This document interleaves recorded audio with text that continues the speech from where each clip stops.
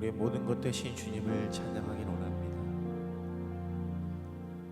믿음과 삶을 살아내는 실력이 너무나 다른 내 모습을 볼 때에 이 모습도 주가 사랑하실까 자신 없는 내 모습 그저 주님 앞에 있네.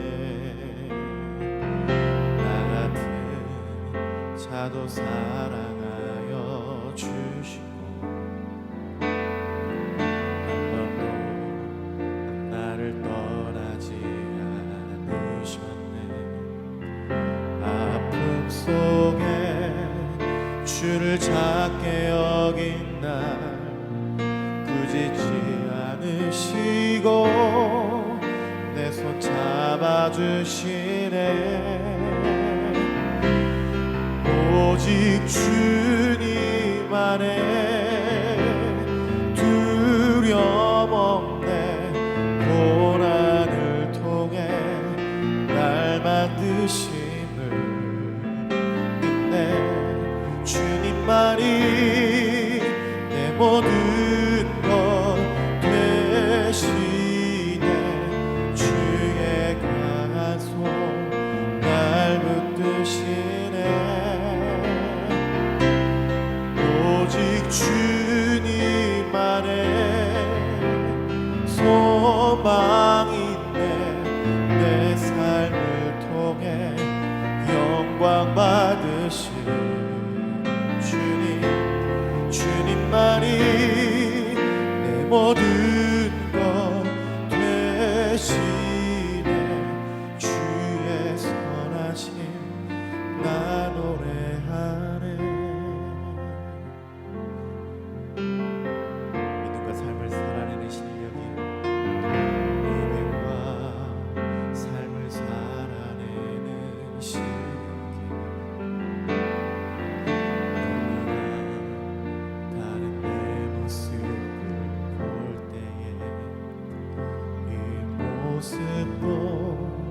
주가 사랑하실까 자신 없는 내 모습 그저 주님 앞에 있네. 나 같은 자도 사랑하여 주시고 한 번도 나를 떠나지 속에 주를 작게 여긴 날 꾸짖지 않으시고 내 손 잡아주시네. 오직 주님 안에 두려움 없네. 고난을 통해 날 만드신 주님만이 내 모든 것 되시네. 주의 강한 손 날 붙드시네. 오직 주님 안에 소망이 있네. 내 삶을 통해 영광 받으시 주님만이 내 모든 것 되시네. 주의 선하심 나 노래하네. 오직 주님 안에 오직 주님 안에 두려움 없네. 고난을 통해 날 만드시 주님만이 내 모든 것 되시네. 주의 강한 손 날 붙드시네. 오직 주님만의 손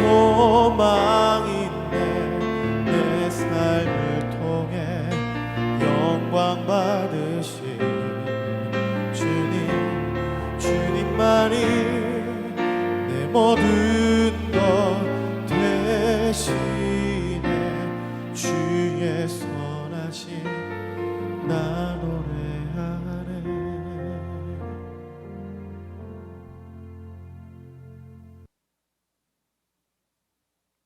하나님 감사합니다. 오늘 이 새벽에도 하나님의 말씀을 사모하며 하나님의 사랑을 사모하여 나온 우리 성도님들을 축복하여 주시고, 우리 모든 성도님들이 살아가면서 늘 하나님을 소망하며 그 하나님의 은혜를 기다리며 살아갈 수 있는 우리 모든 성도님들 될 수 있도록 축복하여 주시옵소서.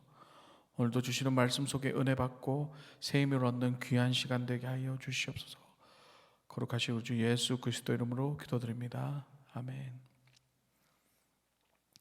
할렐루야. 오늘은요, 하나님께 소망을 두는 삶이라는 제목으로 시편 43편 4절에서 5절 말씀을 함께 살펴보도록 하겠습니다. 제가 봉독하여 드리겠습니다. 그런즉 내가 하나님의 제단에 나아가 나의 큰 기쁨의 하나님께 이르리이다. 하나님이여, 나의 하나님이여, 내가 수금으로 주를 찬양하리이다. 내 영혼아, 내가 어찌하여 낙심하며 어찌하여 내 속에서 불안해하는가? 너는 하나님께 소망을 두라.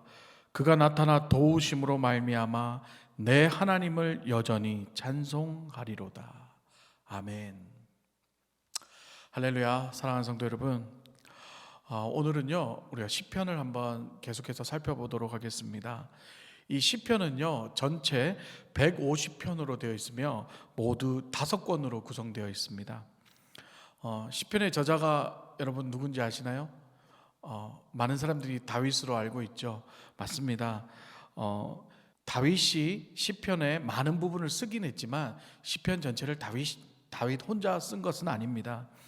다윗이 전체 시편 중 73편을 썼고요, 나머지는 아삽, 헤만, 에단, 여두둔, 고라의 자손, 모세의 노래 등이 있습니다. 그 중에서 42에서 72편이 제2권으로 오늘 본문이 포함되어 있습니다. 오늘 본문은요 따로 표제어가 없습니다. 그 이유는 바로 어제 말씀드렸던 42편과 43편이 바로 하나로 연결된 것으로 보기 때문이죠. 히브리어 성경을 헬라어로 번역한 이 70인역 성경에는 42편과 43편이 분리되어 있지만 이 히브리어로 된 이 마소라 성경, 마소라 사본에는 42편과 43편이 하나로 되어 있습니다.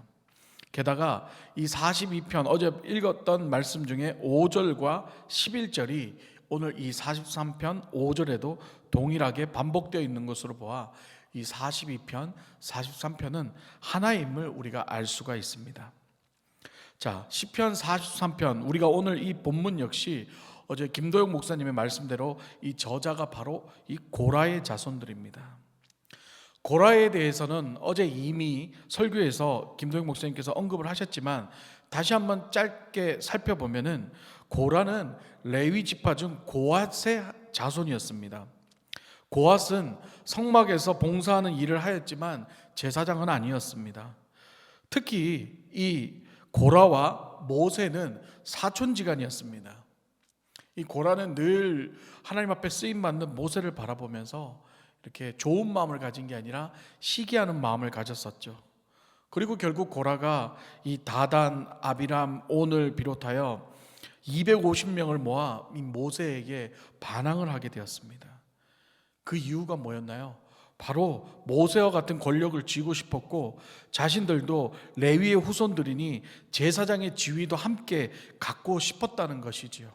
하지만 결국 고라와 그를 따르던 추종자들은 땅이 입을 벌려 삼켜버렸고 그 250명은 향로에서 불이 나와서 태워져 버렸습니다. 오늘 시편은 그런 일을 행한 이 고라의 후손이 쓴 것입니다. 시편에는 고라 자손의 시라고 표제어가 되어 있는 시편이 11편이 있습니다. 그런데 그 모든 시편들은 다 조상의 범죄, 이 고라의 범죄에 대한 참회 시이고 참회의 기도와도 같았습니다. 그래서 이 고라 자손들의 시는 하나님과 교제하며 하나님을 섬기는 것이 얼마나 복된 일인 것인지를 나타내고 있으며, 하나님의 전을, 하나님의 성전을 사모하는 간절함도 잘 나타나 있습니다. 또한 고난 중에서 하나님을 어떻게 신뢰해야 하는지를 잘 보여주고 있습니다. 자, 사랑하는 성도 여러분, 우리의 삶 속에서 불평과 불만이 생기는 것은 하나님께서 우리에게 베풀어 주신 일상에 대한 감사가 사라졌기 때문입니다. 그렇다면 왜 감사가 사라질까요? 그것은 바로 자꾸 나 자신과 남을 비교하는 비교의식 속에서 생겨나게 되는 것입니다. 한국 속담에 이런 말이 있죠. 사촌이 땅을 사면 배가 아프다. 남의 떡이 더 커 보인다. 자꾸 나의 처지와 환경을 다른 사람과 비교하면서 비관하고 낙담할 때 점점 우리 안에 부정적인 마음과 불평, 불만이 가득 생기는 것입니다. 오늘 고라의 모습을 보십시오. 모세와 사촌지간이었던 고라는 모세와 자신을 비교하며 하나님께서 세운 모세의 권력을 가지려고 쿠데타를 일으켰습니다. 결국 이것은 모세에게 반항한 것이 아니라 바로 하나님께 도전한 것이고, 그 도전한 결과로 그들은 저주를 받게 되는 것입니다. 오늘 본문은 그렇게 하나님께 저주받은 이 고라의 자손들이 쓴 시입니다. 그들의 시에는요, 자신들의 조상인 이 고라가 죄를 지었지만 그 조상의 죄를 뉘우치고 자신들의 삶을 묵묵히 살아가면서 하나님이 자신들의 힘이 된다고 고백하고 있습니다. 게다가 자신들의 조상을 저주하며 죽여버린 그 하나님이 오히려 자신들의 기쁨이 된다고 고백하고 있습니다. 우리 4절을 한번 살펴보도록 하겠습니다. 그런즉 내가 하나님의 제단에 나아가 나의 큰 기쁨의 하나님께 이르리이다. 하나님이여, 나의 하나님이여, 내가 수금으로 주를 찬양하리이다. 아멘. 이 시 속에서 큰 기쁨은 언제 생기나요? 바로 하나님의 제단에 나아가서 하나님을 만날 때 생기는 것입니다. 이 하나님의 제단은 바로 번제단을 의미하는 것입니다. 여러분, 번제단이 무엇인가요? 제물로 드려진 짐승을 태우는 장소입니다. 우리 그리스도인들의 기쁨은 바로 우리 자신을 온전히 하나님 앞에 드릴 때 생기는 것입니다. 나의 모든 죄와 허물, 그리고 나 자신까지도 온전히 하나님 앞에 제단에 태워드리고 하나님의 축복의 통로로 하나님의 손과 발이 되어져서 살아갈 때에 우리는 세상에서 누리지 못하는 기쁨을 누릴 수 있는 것입니다. 이것이 바로 사도 바울이 로마서 12장을 통하여 말하는 산제사, living sacrifice, 영적 예배인 것입니다. 바로 이 산제사를 통하여 우리가 살아갈 기쁨을 얻는 것입니다. 사랑하는 성도 여러분, 살다 보면 참 힘들 때가 많습니다. 저 역시도 미국 생활하면서 참 힘들 때가 많았습니다. 미국 처음 와서 정말 생계를 책임지기 위해서 이것저것 안 해본 일이 없고 정말 수많은 일들을 하였고요. 한때는 제가 스튜디오를 운영하면서 사진사로 돈도 잘 벌고 잘 나가던 때도 있었습니다. 그러다가 하나님의 부르심을 받고 신학 공부를 시작하면서 모든 사업을 다 내려놓고 그냥 하나님 앞에 온전히 맡기고 살아가기도 했습니다. 그러다 보니 또한 생계를 책임져야 되니까 주말에는 사역을 하고 때로는 사진 아르바이트도 하고 평일에는 점심 배달을 하고 신학 공부를 하면서 그렇게 하루하루 힘겹게 살아갔습니다. 그런데 어느 날 저랑 나이가 동갑인 지인을 한 명 만났는데 그 친구는 직업이 펀드 매니저였습니다. 근데 같이 식사를 하는 가운데 자랑 아닌 자랑을 제가 듣게 됐는데 자기는 연봉이 이렇게 되고 벌써 집을 사서 아이들과 행복한 생활을 하고 있고 자기는 지금 벤츠를 타고 있는데 또 더 좋은 차를 바꿔야 되겠다, 이런 자랑들을 들으면서 참 제 신세가 처량하게 느껴지고 마음이 참 힘들었습니다. 그러면서 나를 돌아보면서 이런 생각을 했습니다. 나도 한국에서 공부할 만큼 했고 나도 돈도 잘 벌 자신이 있는데 내가 왜 이런 삶을 살아가고 있을까? 내가 왜 이렇게 살아가고 있지 하는 이런 자괴감도 들었습니다. 여전히 내 안에 있는 비교의식과 자존심, 그리고 하나님의 인도하심에 대한 불신이 여전히 살아있었던 것이죠. 하지만 내 자신을 비관하고 낙심하고 살기에는 너무나 생활이 빡빡했기에 그냥 열심히 살면서 꾸준히 예배를 드리면서 하나님의 말씀을 들으면서 하나님 앞에 내 모든 것을 내려놓기 시작하자 다시 하나님의 은혜와 감사가 보이기 시작했고, 6년이라는 긴 시간 동안 점심 배달을 하고 공부를 하고 그렇게 하루하루를 살아가면서 잘 버티고 견뎌서 신학교도 졸업하고 이렇게 귀한 교회에서 지금 사역을 하고 있습니다. 이제는 하루하루 살아가는 것이 하나님의 은혜임을 고백합니다. 사랑하는 성도 여러분, 많이 힘든 시기지요. 주변 환경을 바라보고 정말 돌아가는 상황을 보면 정말 힘내라고 말하기조차도 힘든 어려운 시기입니다. 오늘 본문을 통해 살펴본 이 고라의 자손, 저주받은 자손으로 늘 죄인의 딱지를 가지고 살아가는 이 고라의 자손 역시 아주 죽을 것 같은 그런 심정으로 하루하루를 살아갔을 것입니다. 그래도 이 고라의 자손들이 42편, 43편 이 시에 공통적으로 나오는 구절이 바로 오늘 5절 말씀이었습니다. 다 함께 보도록 하겠습니다. 내 영혼아, 내가 어찌하여 낙심하며 어찌하여 내 속에서 불안해하느냐? 너는 하나님께 소망을 두라. 그가 나타나 도우심으로 말미암아 내 하나님을 여전히 찬송하리로다. 아멘. 이것이 우리의 고백이 되었으면 좋겠습니다. 이 마지막 5절을 살펴보면 문장이 참 독특합니다. 42편의 모든 절은 다 1인칭 시점으로 내가 고백하는 고백입니다. 그런데요, 이 5절만은요, 저자가 자신을 1인칭 시점으로 고백하는 것이 아니라 2인칭 시점으로 표현을 합니다. 꼭 자기 자신에게 명령하듯이 말이죠. 이것을 자신을 객관화시켜서 말한다고 말할 수 있습니다. 이것이 참 중요합니다. 우리 자신을 주관적으로 바라보는 것이 아니라 객관적으로 바라보는 것, 내가 주어진 내 주변의 환경을 주관적으로 바라보면서 낙심하는 것이 아니라 객관적으로 바라보면서 그 환경보다, 그 어려운 힘든 시기보다, 그 고난과 역경보다 더 크신 하나님을 바라보게 되는 것, 그것이 참 중요하다는 것이지요. 사랑하는 성도 여러분, 하나님께 소망을 두십시오. 고라 자손은요, 힘든 그러한 상황과 환경 속에서도 하나님의 성전을 그리워하고 하나님의 제단 앞에 나가는 것을 기쁨으로 삼았습니다.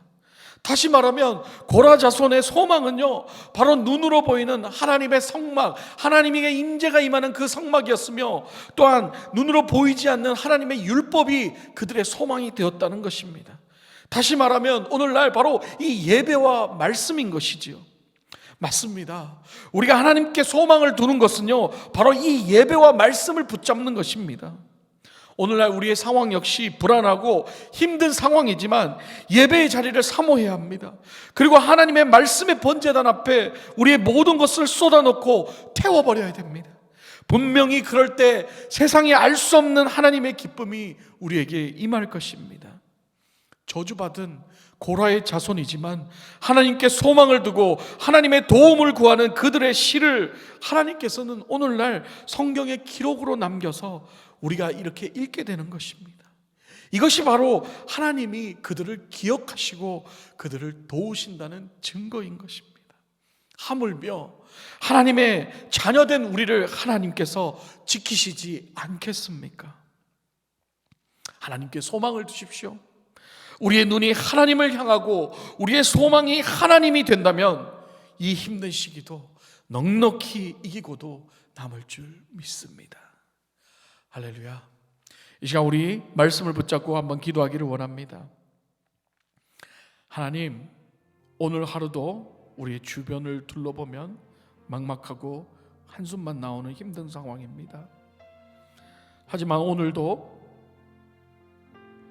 하나님께 소망을 두고 예배의 자리를 사모하며 말씀을 붙잡고 이겨나가게 하여 주시옵소서. 우리 다 같이 합심하며 통성으로 기도하겠습니다. 하나님 아버지 감사합니다. 오늘 주시는 말씀을 붙잡습니다. 저주받은 고라의 자손들이 그들이 힘들고 어려운 상황 속에서도 그들이 사모하였던 건 바로 하나님의 예배와 말씀이었습니다. 하나님 아버지, 오늘날도 똑같은 상황, 똑같이 힘들고 어려운 상황이지만 이러한 상황 속에서도 우리 자신을 주관적으로 바라보지 말고 우리 자신을 객관적으로 바라보며 내 영혼아 어찌하여 낙심하느냐, 내 영혼아 어찌하여 불안해하느냐, 하나님께 소망을 두라라고 고백하며 예배를 사모하고 말씀을 붙잡고 이겨나가게 하여 주시옵소서. 성령님의 인도하심을 따라 살아가게 하시고 하나님, 이 힘든 시기를 잘 견뎌내게 하여 주시옵소서. 하나님 붙잡아 주시옵소서. 이 시간 환우들을 위한 기도를 하겠습니다. 우리 김일순 집사님 항암 치료를 또 시작합니다. 잘 마칠 수 있도록 붙잡아 주시고, 우리 최현진 최리사 집사님 산소 마스크로 호흡을 하고 있으며 인슐린 주사로 지금 당뇨를 조절하고 있습니다. 잘 이겨낼 수 있도록 기도해 주시고, 우리 황효수 자매님 이번에 4차 키모 치료 시작됩니다. 정말 그 힘든 과정 잘 견딜 수 있도록 우리 합심하며 다 같이 통성으로 기도하겠습니다. 하나님 아버지 감사합니다. 우리 환우들을 위해 기도합니다. 하나님 아버지, 우리 김일순 집사님 이제 항암 치료 시작합니다. 많이 힘듭니다. 하나님 아버지 붙잡아 주시옵소서. 주님의 능력으로, 주님의 오른손으로 붙잡아 주시옵소서. 하나님 잘 이겨낼 수 있도록 하나님 붙잡아 주시옵소서. 하나님 함께해 주시옵소서. 우리 최현진 최리사 집사님 산소 마스크로 호흡을 하고 있으며 지금 인슐린 주사로 당뇨를 조절하고 있습니다. 하나님 많이 힘들고 어렵습니다. 하나님의 도우심이 필요합니다. 하나님의 치료의 광선이 필요합니다. 하나님 붙잡아 주시고 역사하여 주시옵소서. 잘 견디고 이겨낼 수 있도록 축복하여 주시옵소서. 하나님 능력을 주시옵소서. 하나님 붙잡아 주시옵소서. 하나님, 우리 황효수 자매님 계속해서 키모 치료받고 있습니다. 이 키모 치료가 쉽지 않은 과정입니다. 하나님 아버지, 벌써 4차 과정을 겪고 있습니다. 하나님 아버지 붙잡아 주시옵소서. 하나님의 치료의 광선을 바라여 주시옵소서. 주 예수 그리스도의 보혈로 깨끗함이 임하게 하여 주시옵소서. 하나님 아버지, 마음이 힘들고 어려운 상황이라도 하나님 예배를 사모하며 말씀을 붙잡고 이겨내게 하여 주시옵소서. 하나님 역사하여 주시옵소서. 우리 마지막으로 우리 선한청지교회 어르신들을 위해 함께 기도하기를 원합니다. 힘든 시기 우리 어르신들이 몸과 마음이 지치지 않도록 정말 집안에 계시더라도 정말 예배를 통하여서 하나님의 말씀 붙잡고 하나님의 위로와 은혜가 함께하여 잘 견딜 수 있게 해달라고 우리 다 같이 통성으로 기도하고 개인 기도하는 시간 갖도록 하겠습니다. 하나님 아버지 감사합니다. 우리 선한청지교회 어르신들을 위해 기도합니다. 하나님, 어렵고 힘든 시기 하나님 아버지 집안에만 계시면서 마음도 힘들고 몸도 힘듭니다. 하나님 아버지, 그렇지만 하나님 예배를 사모하며 말씀을 사모하며 하나님 붙잡고 말씀 붙잡고 이겨내게 하여 주시옵고, 하나님 주시는 위로와 평강, 정말 세상에 알 수 없는 하나님의 기쁨을 통하여 이 시기를 잘 견딜 수 있도록 하나님 축복하여 주시옵소서. 하나님 성령 충만함 주시옵소서. 우리 어르신들이 마음 약하게 먹지 말고 하나님 강하고 담대하고 오늘 말씀처럼 낙심하지 말고 불안해하지 말고 오직 하나님께 소망을 두고 이겨나가게 하여 주시옵소서. 하나님 함께하여 주실 줄 믿습니다. 하나님 함께하여 주시옵소서.